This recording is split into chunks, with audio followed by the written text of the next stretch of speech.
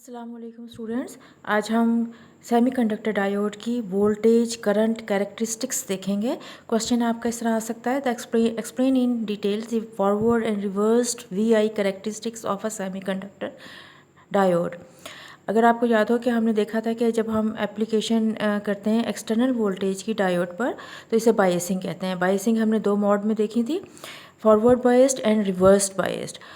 Forward biased में हमने देखा कि जब डायोड को हमने वोल्टेज दिया, पॉजिटिव टर्मिनल बैटरी का डायोड के पॉजिटिव साइड से कनेक्ट किया तो हमारे पास मैक्सिमम करंट फ्लो करता है और मिनिमम रेजिस्टेंस होती है। जब हम बैटरी के नेगेटिव टर्मिनल को डायोड के पॉजिटिव से कनेक्ट करते हैं तो ये रिवर्स बायस्ड होता है। इसमें हमारे पास मैक्सिमम रेजिस्टेंस और मिनिमम करंट होता है। अब हम देखेंगे कि वीआई कैरेक्टरिस्टिक्स क्या होते हैं। The information obtained from the graph plotted between voltage and current when diode is working either in forward or reverse biased condition are called VI characteristics of a diode. जब हम diode का application करते हैं voltage की तो उस current और तो उसकी वजह से जो करंट में चेंज आती है वो दोनों इसके दरमियान जो रिलेशनशिप होगा वोल्टेज और करंट के दरमियान में, उसको हम ग्राफ बना के शो करते हैं और ये ग्राफ हमें उस डायोड के बारे में सारी इन्फॉर्मेशन प्रोवाइड करता है। अब हमारे पास अगर हम देखें कि डायोड अगर फॉरवर्ड बायस्ड हो तो उसमें हमारे पास करंट और वोल्टेज की क्या क्या रिलेशनशिप होगा। इसके लिए हम एक सर्किट ड्रॉ करते हैं। फॉरवर्ड बायस्ड में देखें कि ये हमारे पास बैटरी का पॉजिटिव डायोड के पॉजिटिव के साथ कनेक्ट किया गया है और हमारे पास सर्किट में क्या क्या चीज़ें, एक रजिस्टर होगा, हमारे पास एक मिली एम्पियर एमीटर होगा जिससे हम इनको तमाम को हम सीरीज़ में लगाएंगे और वोल्ट मीटर को हम उसके साथ पैरेलल लगाएंगे। 0 से 3 वोल्ट की बैटरी हम इसके साथ कनेक्ट करते हैं।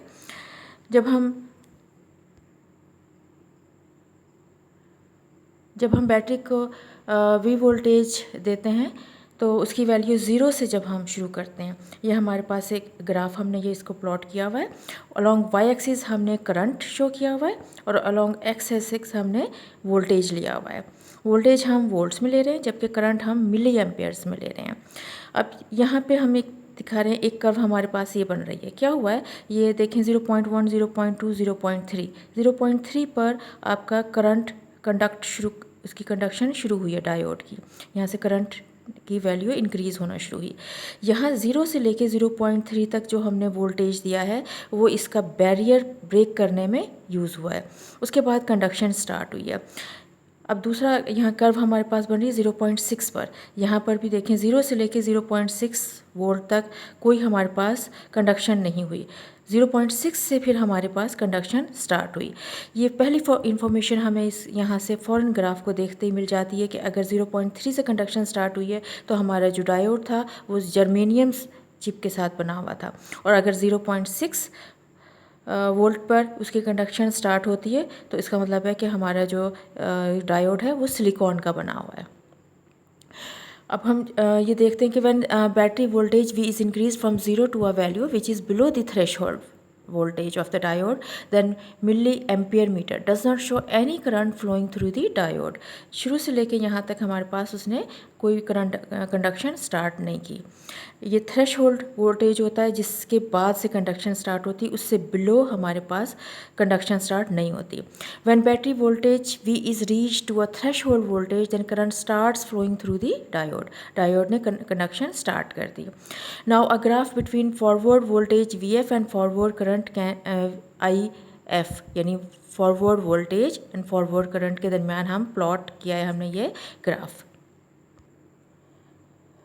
आप ये देख सकते हैं कि ये यहाँ से हमारे पास दोनों के दरमियान में लीनियर रिलेशनशिप है वोल्टेज और करंट के दरमियान में। एक को इंक्रीज़ करने से दूसरा हमारे पास इंक्रीज़ हो रहा है। हम यहाँ पे हमने दो पॉइंट लिए हैं, यहाँ और यहाँ में, तो इसमें आप देखें कि ये दो के दरमियान जो डिफरेंस होगा इसको हम del IF forward current change, और ये हमारे पास यहाँ देखें तो हमारे पास चेंज इन फॉरवर्ड वोल्टेज, ठीक है, इन दो पॉइंट्स के दरमियान अलोंग एक्सिस और अलोंग वाई एक्सिस ये हमारे पास ट्रायंगल बन रही है। इस ट्रायंगल में अगर आप देखें ये एंगल हमारे पास, ये हमारे पास बेस, ये हमारे पास परपेंडिकुलर, तो टैन कैसे निकालेंगे, परपेंडिकुलर ओवर बेस।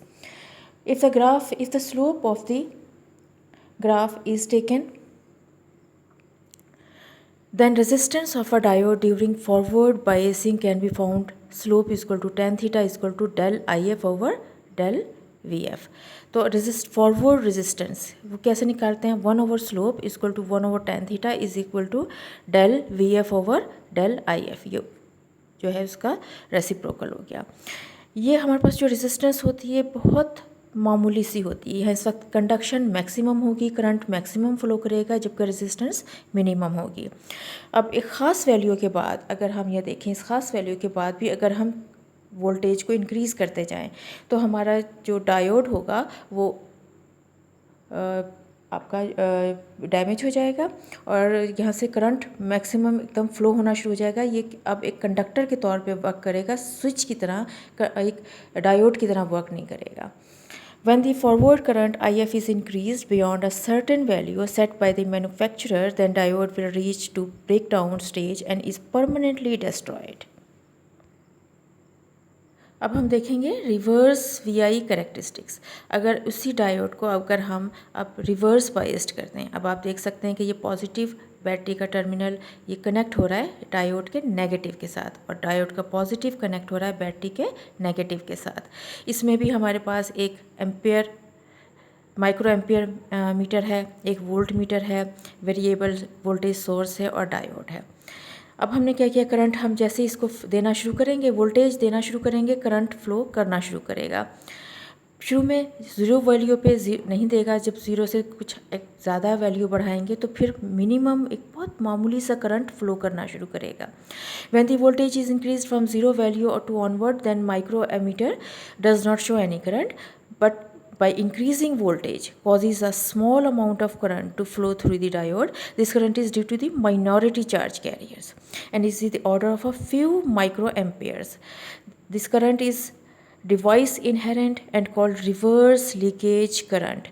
जो हमारे पास फॉरवर्ड बायस्ड में था वो मेजॉरिटी चार्ज कैरियर की वजह से मिल रहा था करंट, लेकिन यहाँ पे हमें माइनॉरिटी चार्ज कैरियर की वजह से बहुत मामूली सा करंट मिलेगा और इसलिए हम इसको रिवर्स लीकेज करंट बोलते हैं.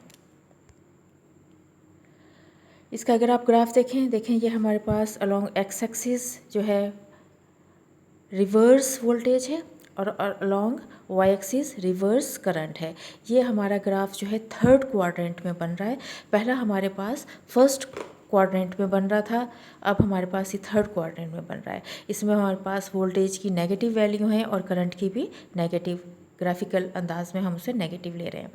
यहाँ भी हम 2 पॉइंट लेंगे. पहले हम देखते हैं कि ज़ीरो से वैल्यू जब बढ़नी शुरू हुई तो आप देखते हैं कि करंट बहुत ज़्यादा हम उसको इंक्रीज़ कर रहे हैं, जबकि वोल्टेज बहुत ज़्यादा इंक्रीज़ कर रहे हैं, लेकिन करंट में हमारे पास बहुत मामूली सा चेंज आ रहा है, बहुत मामूली इंक्रीज़ हो रहा है. ज़ीरो से देखें वैल्यू बढ़ते हुए अगर हम ये 2 पॉइंट लें तो ये हमारे पास del IR reverse change in reverse volt current और यहाँ से यहाँ तक हमारे पास चेंज इन रिवर्स वोल्टेज को शो कर रहा है.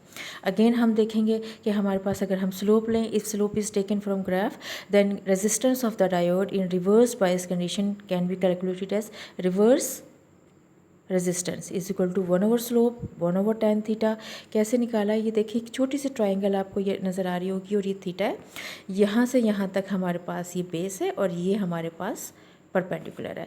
तो हम परपेंडिकुलर ओवर बेस हमने इसको लिखा. जब इसका रेसिप्रोकल लिया तो del VR over del IR ये बन गया. This resistance is very high of the order of mega ohm. यहाँ हमें मैक्सिमम रेजिस्टेंस मिलती है और करंट हमें मिनिमम मिलता है. अगेन अगर हम देखें कि यहाँ से अगर हम वैल्यू बढ़ाते चले जाएं करंट की तो एक ख़ास वैल्यू पर आकर हमारे पास ब्रेक डाउन शुरू हो जाता है, ब्रेक डाउन रीजन, जहाँ आके हमारा जो डायोड है वो ब्रेक हो जाएगा. When battery voltage is increased beyond some certain limit set by the manufacturer, the diode will destroy permanently.